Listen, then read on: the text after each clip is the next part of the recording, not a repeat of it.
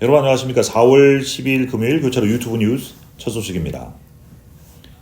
지난 4월 10일 대한민국 제22대 국회의원 선거 결과는 범야권의 압승으로 맞춰졌습니다. 개표가 마친 무렵부터 외신들은 앞다투어서 윤석열 대통령의 남은 임기 3년의 레임덕을 예보했습니다. 국회 전체 300석 중에 더불어민주당이 175석, 국민의힘이 108석을 차지했고 조국혁신당이 12석으로 창당 한 달여 만에 원내 3당으로 올랐으며 그 외 정당을 합쳐서 국회 3분의 2가 야당 의원이 됐습니다. 범야권은 200석 확보의 목표 미달을 아쉬워하기도 했지만 이로써 지난 두 번의 총선에 이어서 극단적인 여서야대 형국 속에 남은 대통령 임기의 레임덕은 피할 수 없게 됐습니다. 한덕수 국무총리와 대통령 참모진의 사의 표명으로 인한 내각 개편에 큰 진통이 예상됩니다. 외신들은 집권 여당이 승리하지 못한 이유로 윤 대통령의 거부권에 대한 반발, 물가 정책 실패, 연구 개발비 삭감, 의료 파업 사태, 경호실의 부적절한 권력 남용 등을 예로 들었습니다. 또한 이준석 의원의 상당과 깜짝 승리에도 관심을 가졌는데 외신들은 그것이 보수 후보들이 윤 대통령과 관계없이 더 잘 될 수 있다는 이야기에 신빙성을 제공했다고 말했습니다. 한편 한동훈 국민의힘 비대위원장은 기자 간담회를 통해서 사퇴를 선언했는데 향후 행보에 대한 구체적인 계획은 말하지 않았습니다. 블룸버그는 기사를 통해서 더불어민주당 이재명 대표의 압승은 당내 권력을 공고히 하고 2027년 세 번째 도전의 발판을 마련하게 됐다면서 레임덕이 시작된 현 시점에서 맞설 경쟁자가 없다고 전했습니다. 또한 앞으로 더불어민주당을 필두로 한 범야권이 김건희 여사를 대상으로 한 특검법을 다시 통과시킬 것으로 예상했는데 이에 대해서 윤 대통령이 다시 거부권을 행사할 것으로 예상했습니다. 우체국이 1급 우표 포레버 가격을 68센트에서 73센트로 인상하는 것을 포함하는 요금 인상 계획을 발표했습니다. 이는 올 여름부터 적용될 예정입니다. 이번 요금 인상 요청은 우편규제위원회에 제출됐으며 위원회는 우체국이 재정 안정을 달성하기 위해 필요하다고 주장하는 인상안을 승인해야 합니다. 승인되면 포레버 우표에 대한 5센트 인상과 엽서, 개량 편지 및 국제 우편에 대한 유사한 인상이 7월 14일부터 시행됩니다. 우체국장 로이스는 이전에 USPS가 자급자족을 추구함에 따라서 우편 고객들에게 요금 인상의 양해를 당부했습니다. 그는 최소 10년 동안 결함이 있는 가격 책정 모델 이후에 가격 인상 기한이 지났다고 말했습니다. USPS는 제출 서류에서 우편환 수수료와 배달 증명 우편과 같은 특별 서비스에 대한 가격 조정도 모색하고 있다고 밝혔습니다. 그러나 우체국 사서함 임대 비용은 인상되지 않았으며 물품 발송 시에 우편 보험료가 10% 인하될 것이라고 우체국 측은 밝혔습니다. 5월 25일부터 26일까지 시카고에서 열리는 2024 시카고 오픈 바둑 대회에 세계적인 바둑 기사 김지석 구단이 특별 게스트로 참석합니다. 김지석 구단은 2014년 삼성화재배 우승, 2015년 LG배 준우승, 2018년 농심배에서 커제 구단을 꺾고 한국을 우승으로 이끈 바 있는 정상급 기사입니다. 미국 내에서 고 컨그레스를 제외하고 가장 많은 참가자를 모으는 큰 바둑 대회인 시카고 오픈은 김지석 구단의 방문으로 더욱 주목을 받고 있습니다. 이번 대회는 에버스턴 바둑 클럽 주최로 메모리얼 데이 주말에 열리며 이틀 동안 총 6라운드로 진행됩니다. 김지석 구단은 대회 기간 동안 강연과 자신의 게임에 대한 해설을 제공할 뿐만 아니라 청중과의 질의응답 시간을 가질 예정입니다. 또한 참가자들의 경기를 리뷰하는 시간도 마련되어 있어 바둑 애호가들에게는 소중한 학습 기회가 될 것으로 기대됩니다. 특히 김지석 구단이 직접 만든 창작 사활 문제가 그려진 부채에 사인을 받을 수 있는 기회도 제공될 예정입니다.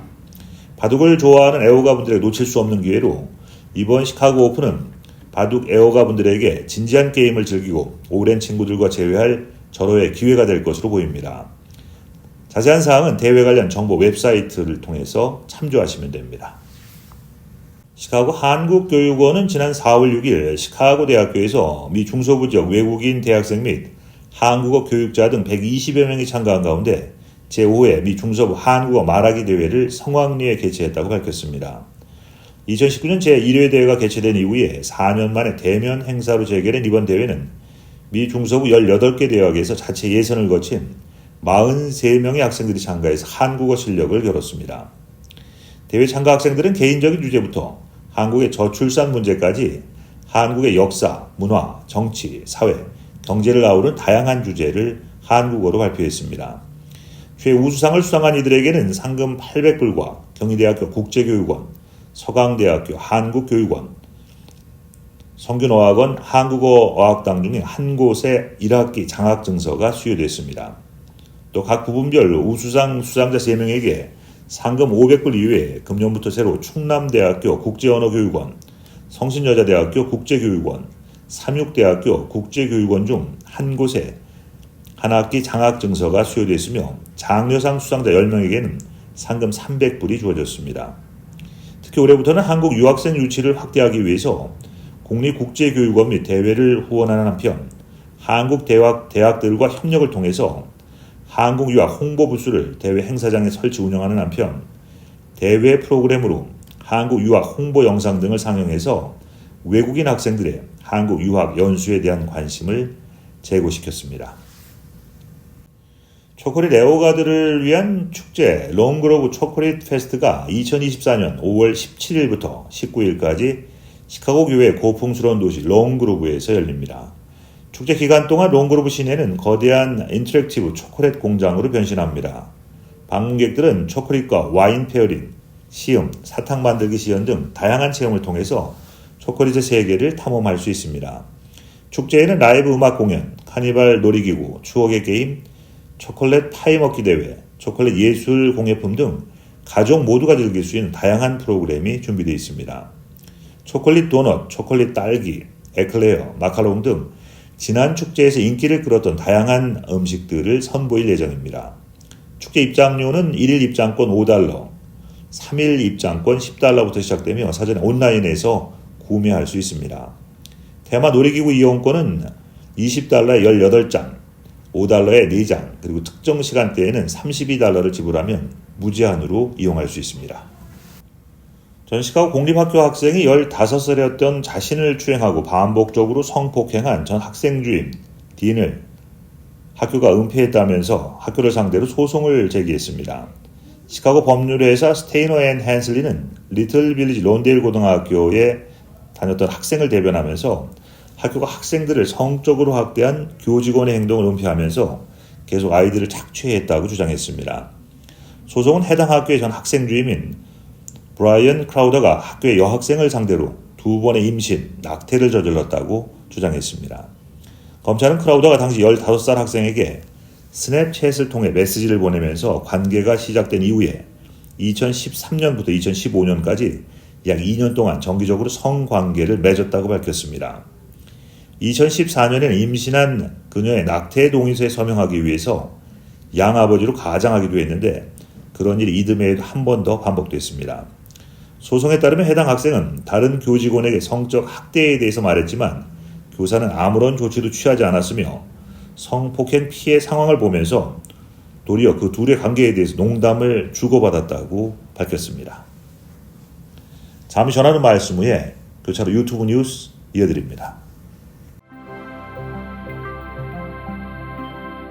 시카고 다운타운의 콘도 시장에 변화의 바람이 불고 있습니다.